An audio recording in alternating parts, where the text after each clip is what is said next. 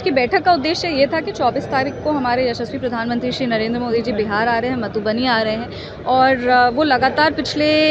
लोकसभा चुनाव से हमने देखा है कि वो लगातार ही यहाँ पे आते जा रहे हैं और कैसे बिहार को और मजबूती मिले, बिहार को अपनी प्राथमिकता देते हुए बिहार में और क्या काम किया जा सकता है उसका जायज़ा ले रहे हैं। तो ऐसे ही में वो जब जो 24 तारीख का उनका कार्यक्रम है उसको लेके ये बैठक हुई थी। सभी जनप्रतिनिधि आए थे, एनडीए के जितने भी तमाम नेतागण हैं सब यहाँ पे उपस्थित थे, सभी जनप्रतिनिधि यहाँ थे, विधायक हों, सांसद हो, सब लोगों ने बैठ के बात की कि उनकी क्या अपेक्षाएं हैं, क्या क्या योजना उनके क्षेत्र के लिए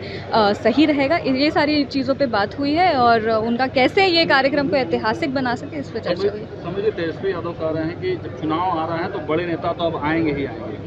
नहीं तो उनके पहले तो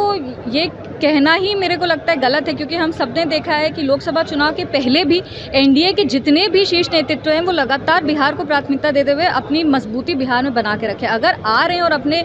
जो जनप्रतिनिधि हैं या फिर लेजिस्लेटिव असेंबली के विधानसभा के जितने सदस्य हैं या जितने जनप्रतिनिधि अगर शीर्ष नेतृत्व आके मिलता है तो इसमें तो कोई खराबी नहीं है। और दूसरा, वो जिस गठबंधन में है उस गठबंधन के नेता तो कभी बिहार नहीं आते, वो कभी बिहार नहीं, अगर बिहार आते भी हैं तो एक गेस्ट अपीयरेंस देते हैं, 2 मिनट चलते हैं और फिर उसके बाद चले जाते हैं। तो ऐसे में जो लोग कभी बिहार को प्रायोरिटी दिए ही नहीं, उन लोगों को समझ में ही नहीं आएगा ना कि जो टॉप जो लीडरशिप है वो जब किसी स्टेट को प्रायोरिटी देता है तो कैसा लगता है, क्योंकि उनकी टॉप लीडरशिप ने तो कभी बिहार को ध्यान नहीं, जब वो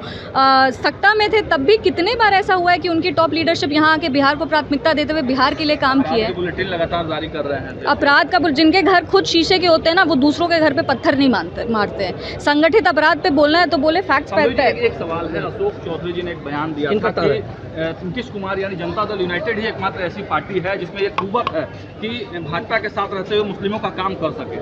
तो आपकी पार्टी क्या मुसलमानों का काम नहीं करती है? नहीं, देखिए ये जो है कि उनके साथ रहते हुए मुसलमानों का, उनके कहने का ये मतलब था कि